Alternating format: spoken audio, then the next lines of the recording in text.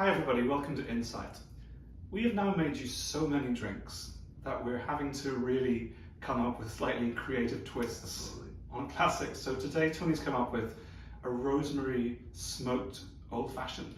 And it's a good twist on a classic, just like this weekend's program. So this is basically going to be like an old fashioned, except we're going to smoke some rosemary into the glasses, and we will begin by doing that. So a fire safe surface and some rosemary. Actually, fresh is less good, but we're basically just going to get this going until it smokes. It probably will not catch fire if it is particularly fresh, but just get it smoking. It smells like church. Yeah, it sure does. So if this is really fresh, a blowtorch would be much simpler, but we've got it smoking. And then we put the glasses over the smoke while you make the cocktail. It smells amazing in here. Indeed. So we're going to use, to go with the smoky nature, charred cedar currant bitters. This is per drink, so about 3 dashes per drink. This is particularly potent. If you have a less potent bitters, maybe 4 to 5 dashes. And then about 1/3 of an ounce of rosemary infused simple syrup. I just steeped rosemary in the simple while I was making it on the stove top. And then we're going to use rye whiskey. Would you like to use Rittenhouse rye, which is 100 proof? Or Willet straight rye, which is about 112. Oh, let's go 112. Can't even get this in Northeast Florida. I had to order this from out of state. We're going to do 2 ounces per cocktail of this. Stir this for about 30 seconds. Remove the glasses.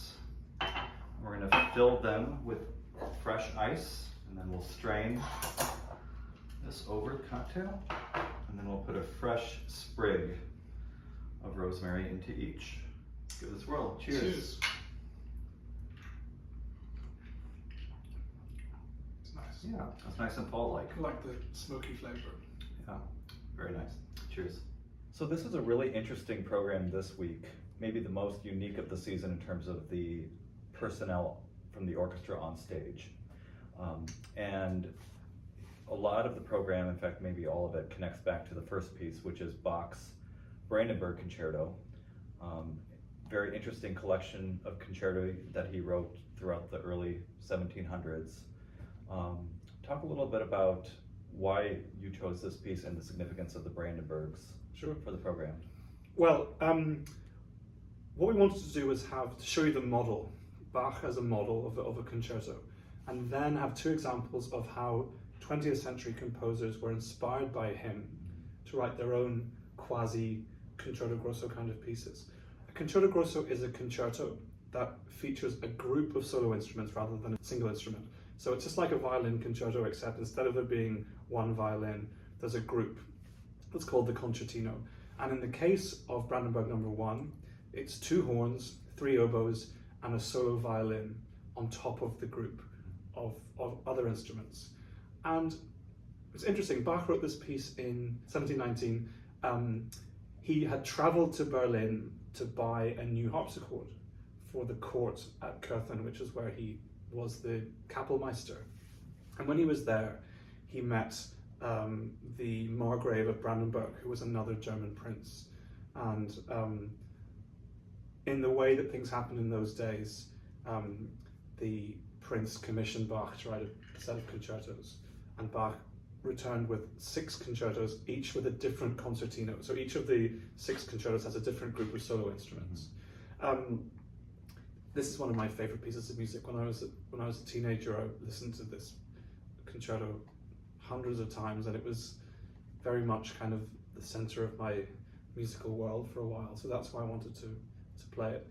The first movement is incredibly exciting. The reason why Bach wrote such virtuosic horn parts, the pair of horns are in the concertino, is because there were 2 horn players visiting town. Yeah.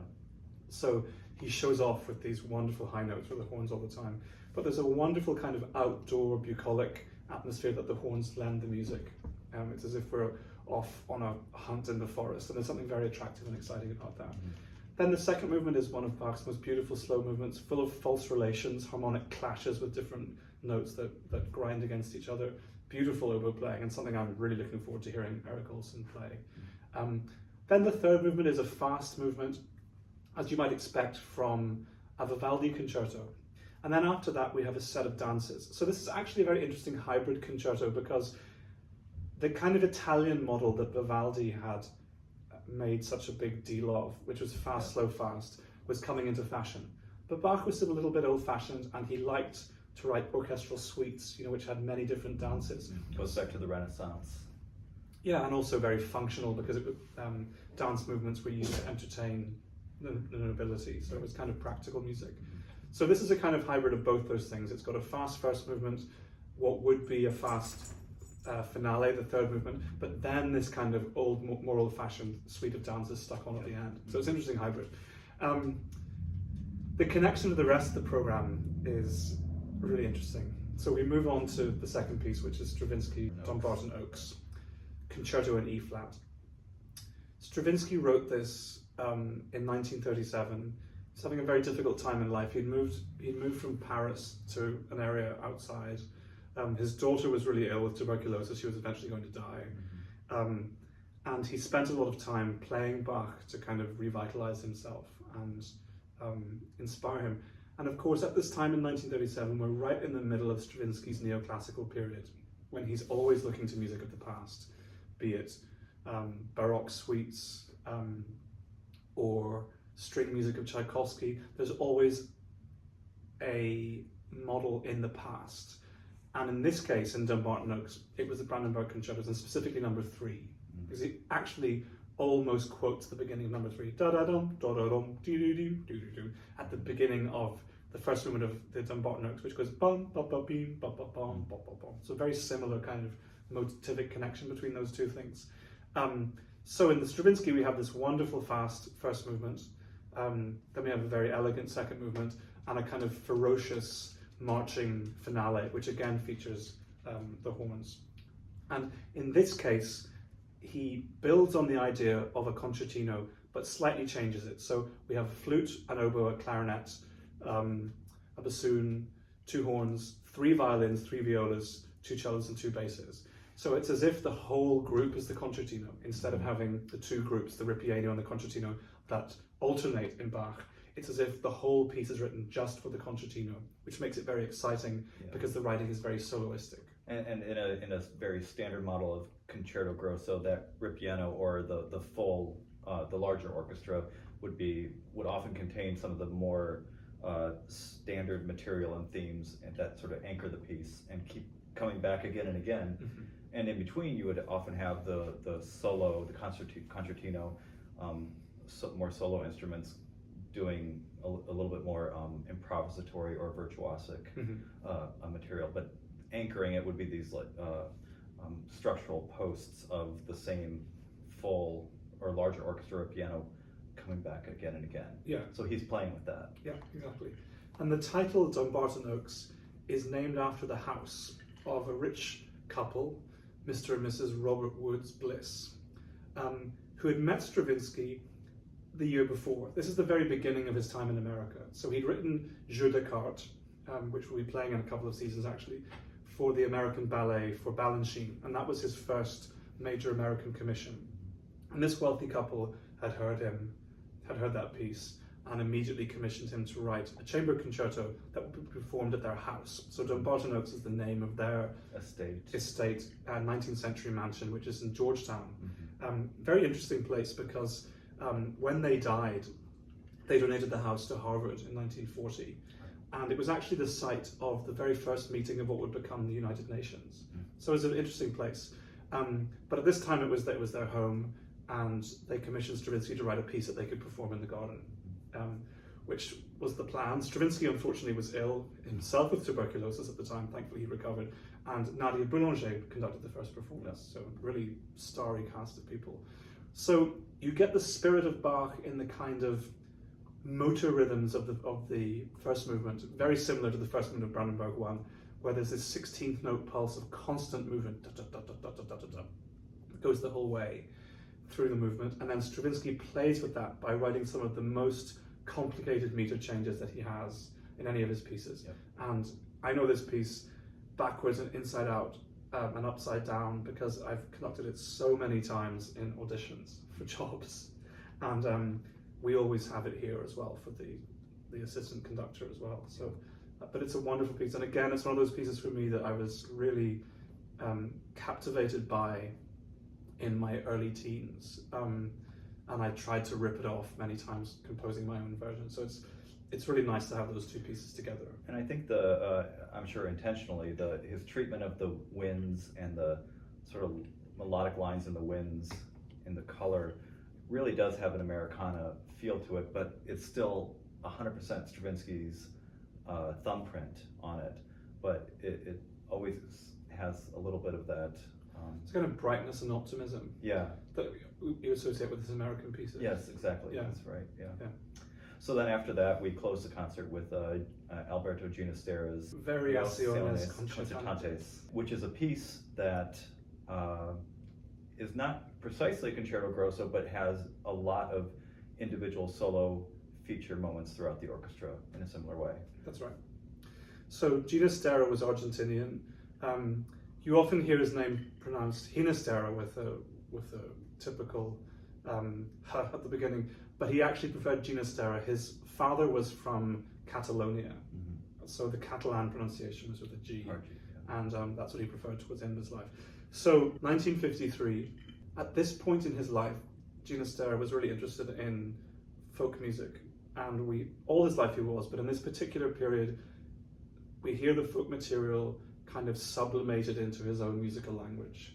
And one of the things that he was really interested in was the culture of Argentina in the past. So this idea of a gaucho, who was a landless horse, like a landless cowboy who would roam the plains of Argentina. Like a ranger. Like a ranger. Yeah. And he was really interested in that idea. One of the ways that that's reflected in the music is that he takes the open strings of a guitar, so E, A, D, G, B, and uses that pile of fourths and a third as the kind of harmonic basis for the whole piece. So we hear those notes at the very beginning in the harp, and it gives the piece a kind of outdoor folksy flavor, which is very special. And he builds lots of the chords on top of those notes. And it's just harp and is it cello right at the very beginning. opening? That's Yeah. right. So it just feels sort of isolated and lonely and individualistic to right. go with that. Yeah. So the way the piece is structured, first of all, we hear the theme, which is with the harp and solo cello.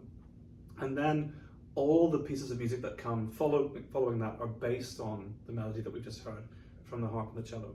So we have two interludes, first one for strings, and then one for winds.